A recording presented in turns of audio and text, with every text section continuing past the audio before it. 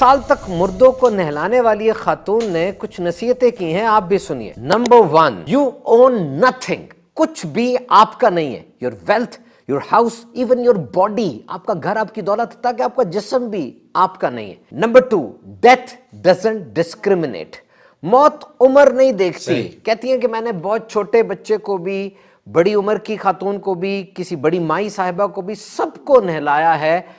मौत जब आती है उम्र नहीं देखती। नंबर 3, नसीहत करती हैं कि जब भी कोई मेकअप का या दीगर ऐसा डेकोरेशन का सामान हो तो इस बात का ख्याल रखिए कि वो जिस्म से चिपक ना जाए। खास तौर पे एक्राइलिक और ये जेल टाइप चीजें वो लग जाती हैं और उतरती नहीं है। वो खातून कह रही है कि हम उतारने की कोशिश करते हैं, वो मरी हुई औरत है, उसके ऊपर से उतारने की कोशिश कर रहे हैं, लेकिन बहुत ज़्यादा कोशिश भी नहीं की जा सकती। और फिर ऐसी हालत में जब उसको कब्र में डाला जा रहा है और सस्पिशन है, शक है उसकी प्योरिफिकेशन के ऊपर, ये तो अच्छी बात नहीं है। और फिर कहा कि कब्र वो पहली जगह ना हो जहां आपको पूरी तरह ढांप कर भेजा जा रहा है, बल्कि दुनिया में रहते हुए अपनी ड्रेसिंग और अपने कपड़ों के मामलात में हदायत को फॉलो जरूर कीजिएगा। याद रखिए यूट्यूब चैनल के नाजरीन, इंसान की एक इंस्टिंक्ट है कि जब भी उसको धक्का लगता है, जब भी उसे कोई तकलीफ पहुंचती है, उसके मुंह से वही अल्फाज निकलते हैं जिसकी जबान को आदत पड़ी होती है। जैसे आप बाजार में जा रहे हो, बाइक पर हैं, आपके पांव के ऊपर कोई गाड़ी का टायर आ जाए या कोई एकदम लग जाए, अचानक मुंह से क्या निकलता है? अक्सर औकात गालियां या बुरे अल्फाज, क्योंकि जबान को उन अल्फाज की आदत पड़ी होती है। डॉक्टर्स अपनी मेमोरी शेयर करते हैं कि बाज अफराद ऐसे हैं जो मरते वक्त कहते हैं नाच दिखाओ, रीडर्स डाइजेस्ट पढ़ाओ, इस तरीके से अखबार मांगते हैं, क्योंकि सारी जिंदगी यही जबान पर रहा। कोई कहता है चारा डालो, कोई और किसी किस्म की बात करता है। आखिरी कलाम उस बंदे का क्या हुआ, उस पर कोई हुक्म हम नहीं लगा रहे, बज़ाहिर जो डॉक्टर ने सुना उसने बयान कर दिया। और वो कहता कि एक बंदा ऐसा था जो अस्पताल में लाया गया, बड़ी गंदी गालियां निकालता था। जब नर्स करीब आती दवाई देने, टीका लगाने, तो वो गालियां निकालता। नर्स ने मना कर दिया कि मैं इसके पास नहीं जाऊंगी। और फिर जिस रात उसका इंतकाल हुआ, उसके मुंह से बहुत ही डरावनी किस्म की आवाजें आ रही थी, चेहरा बहुत अजीब सा हो गया था। वार्ड से मरीज भी भाग रहे थे उससे डर के।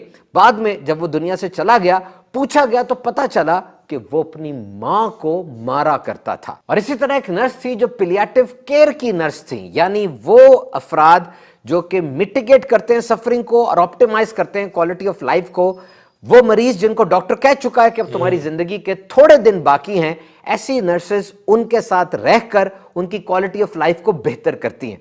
उन्होंने लिखा कि मैंने 1000 ऐसे मरीजों के साथ वक्त गुजारा और मुझे वाज़े तौर पे लगा कि जब मौत इतनी करीब नजर आती है, हार्ट अटैक हो गया या कैंसर की निशानदही हो गई, अब वो बंदा झूठ नहीं बोल रहा होता, ही कैनॉट मैस अप, वो सच्ची बात कर रहा होता है, जबान से सच्चाई जारी हो जाती है। और ऐसे वक्त में किसी ने ट्रॉफी नहीं मांगी, डिग्री नहीं मांगी, बल्कि सब ने कहा कि हमें हमारी मोहब्बत से मिला दो, रिलेशनशिप से मिला दो, हमारे करीबी लोगों को हमारे और करीब लेकर आओ।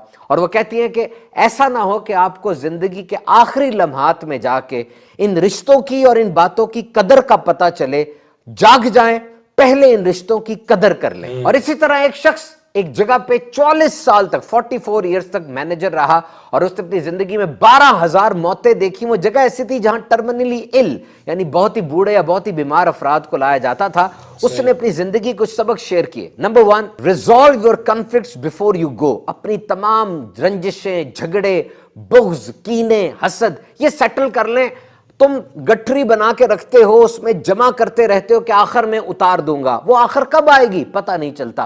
कहने लगा, एक बाबा कह रहा था कि मेरे भाई को फोन मिलाओ, मैंने उसकी जमीन हत्या ली थी, मैं अब उससे माफी मांगना चाहता हूं। जब भाई को फोन मिलाया गया, भाई ने आगे से कहा, अब तो बाबा दुनिया से जा रहा है, मैं खुद ही हत्या लूंगा, खुद ही उससे जमीन ले लूंगा। नंबर 2, कहने लगा दूसरों से सीखने का, दूसरों से तजर्बा हासिल करने का जज्बा पैदा करो।